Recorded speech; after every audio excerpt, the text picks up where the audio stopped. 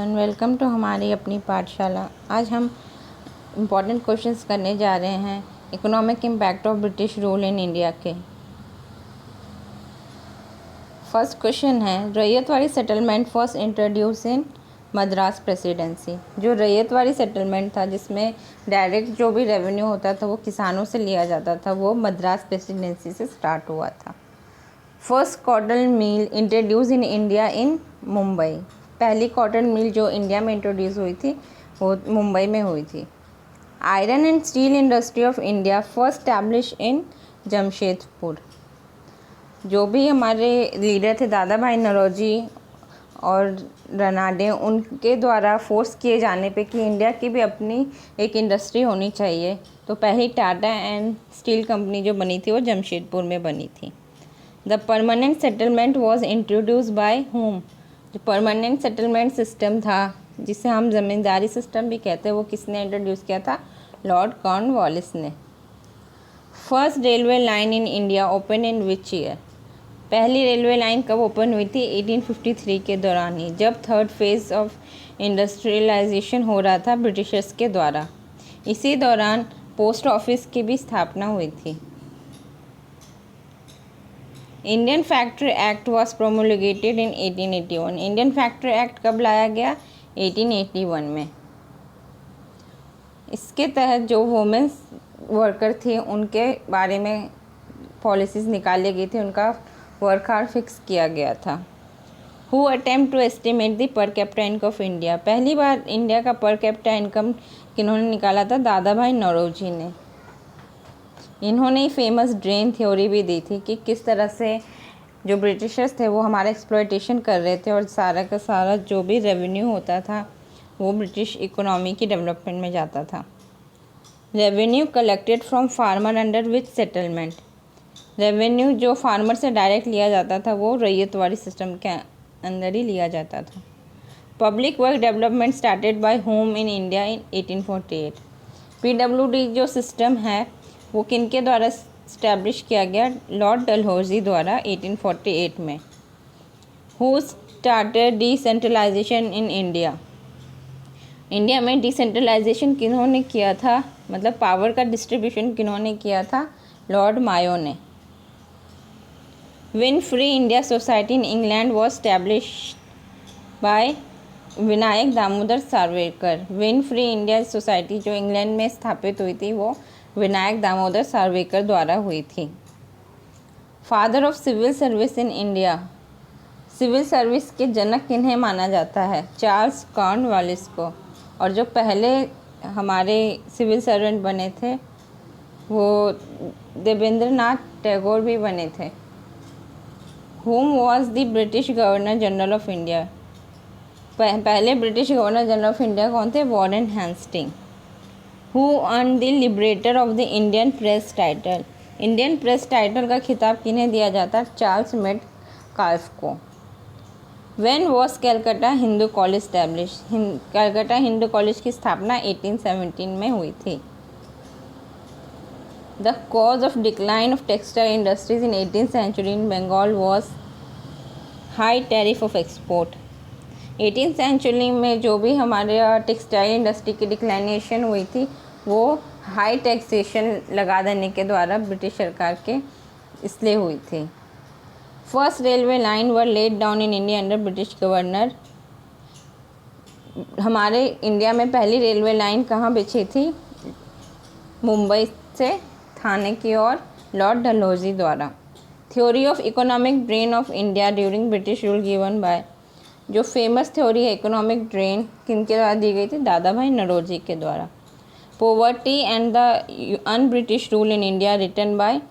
Poverty and the un British rule in India किन्होंने लिखी थी? दादा भाई नौरोजी ने ही लिखी थी। इसमें उन्होंने इंडिया के इकोनॉमिक वेल्थ के बारे में लिखा था, कैसे जो ब्रिटिशर्स थे इसके एक्सप्लॉयटेशन कर रहे थे।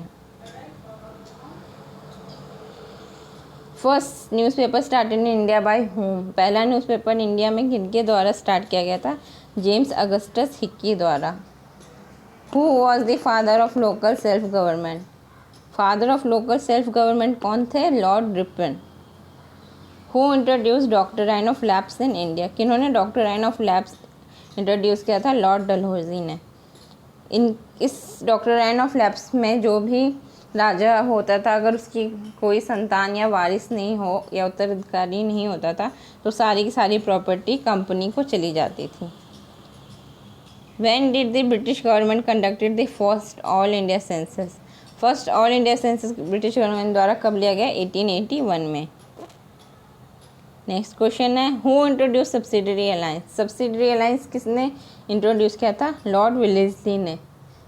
सब्सिडरी अलायंस ये चीज़ थी कि कोई भी अगर ब्रिटिश के साथ राजा संधि करता है तो वो किसी और राजा के साथ संधि नहीं कर सकता है, और जो भी ब्रिटिश की आर्मी उस राज्य की अगर रक्षा कर रहे हैं तो उसका जो भी गुजर भत्ता होगा वो सब देना पड़ेगा उस राजा द्वारा ही। टीपू सुल्तान ने इसका विद्रोह किया था, पर फोर्थ एंग्लो वॉर में जब वो हार गए तो उन्हें भी इस अलायंस मानना पड़ा। First state comes under subsidiary alliance, पहला ऐसा राज्य जिसने सब्सिडरी अलायंस को माना, Hyderabad. When was regulating act pass? 1773। Regulating act कब पास किया गया? 1773 में। इसी एक्ट के तहत जो भी कंपनी थी वो उसमें गवर्नर की पोस्ट की स्थापना की गई, ताकि जो भी करप्शन वगैरह हो रहे थे और सारा प्रॉफिट ब्रिटिश क्राउन को ना हो के सारा का सारा प्रॉफिट कंपनी को होता था, इसी को ठीक करने के लिए ब्रिटेन द्वारा रेगुलेटिंग एक्ट 1773 लाया गया था। Where was the first supreme court establish? पहला सुप्रीम कोर्ट इंडिया में कहाँ बना? कैलकाटा में। When was Durand line establish? Durand line कब बनाएंगे? 1893 में। Who led the introduction of English education in India? English education की नींव किन्होंने रखी थी? थॉमस बैबिंगटन मैक्यूली ने।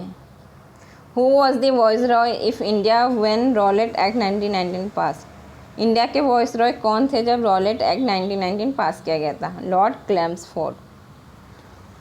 Who was the associated with Ryotwari settlement of Madras? Ryotwari settlement of Madras में कौन एसोसिएटेड थे? Lord Munro. First factory setup in India was at? पहली factory India में जो सेटअप की गई थी कहाँ की गई थी? सूरत में। Permanent settlement in India and Bihar introduce by whom? Permanent settlement India में कहाँ लाया गया और कब लाया गया? लाया गया ये कॉर्नवालिस द्वारा, और बंगाल के और बिहार के रीजन में इसे अप्लाई किया गया था। ये एक तरह का फिक्स सेटलमेंट था जिसे बाद में चेंज कर दिया गया, क्योंकि इससे ईस्ट इंडिया कंपनी को ही काफ़ी नुकसान होने लग गया था। Permanent settlement was feature of? Permanent settlement एक तरह का ज़मींदारी सिस्टम ही था, जिसमें वो एक पर्टिकुलर पर्सन को पूरे गांव का लैंड रेवेन्यू इकट्ठा करने के लिए रखते थे, और वो सारा का सारा कलेक्ट करके 8 आउट ऑफ 10 पार्ट कंपनी को दे देता था, बस वो 1 पार्ट ही रख सकता था। First bank of liability manage by Indian and founded in 1881? पहला बैंक जो अंग्रेज़ों द्वारा स्थापित किया गया 1881 में, Awadh commercial bank. Permanent settlement Bengal Bihar introduce by whom? Permanent settlement Bengal और बिहार में किनके द्वारा लाया गया? कॉर्नवालिस द्वारा। Father of land settlement in northern India? Northern India में जो भी लैंड रेवेन्यू का सिस्टम था वो किन्होंने दिया था? थॉमस मुनरो ने। Which is known as Magna Carta of Indian education? Indian education का मैग्ना कार्टा किसे कहा जाता है? डिस्पैच ऑफ वुड 1854 को। इसके तहत जो भी बच्चे 6 ईयर से छोटे होते थे उन सबको एलिमेंट्री एजुकेशन देना ज़रूरी बताया। साथ साथ ये बताया कि जो भी प्राइमरी स्कूल के बच्चे हैं वो तो हिंदी में पढ़ेंगे, और जो सीनियर बच्चे हैं वो इंग्लिश में पढ़ेंगे। First modern jute factory was establish in? पहली जूट फैक्ट्री कहाँ बनाई गई? बंगाल के रिसरा में। When was famine code started to deal with victim of famine? Famine code की स्थापना कब की गई? 1883 में। ये उस समय जो महामारी फैली थी उससे बचाने के लिए इस कोड की स्थापना की गई थी इंडिया के लोगों को। The economic history of India written by whom? Economic history of India किनके द्वारा लिखी गई थी? रमेश चंद्र दत्ता द्वारा। ये बहुत बड़े इकोनॉमिस्ट थे इंडिया के। तो ये थे कुछ इम्पोर्टेंट प्रीवियस ईयर और वेरी वेरी इम्पोर्टेंट क्वेश्चन जो कि इस चैप्टर से आ सकते हैं और आए हुए भी हैं। अगर आपको हमारा चैनल अच्छा लगा और वीडियो अच्छा लगा तो प्लीज़ कमेंट, लाइक करिएगा और सब्सक्राइब करिएगा। Thank you for watching.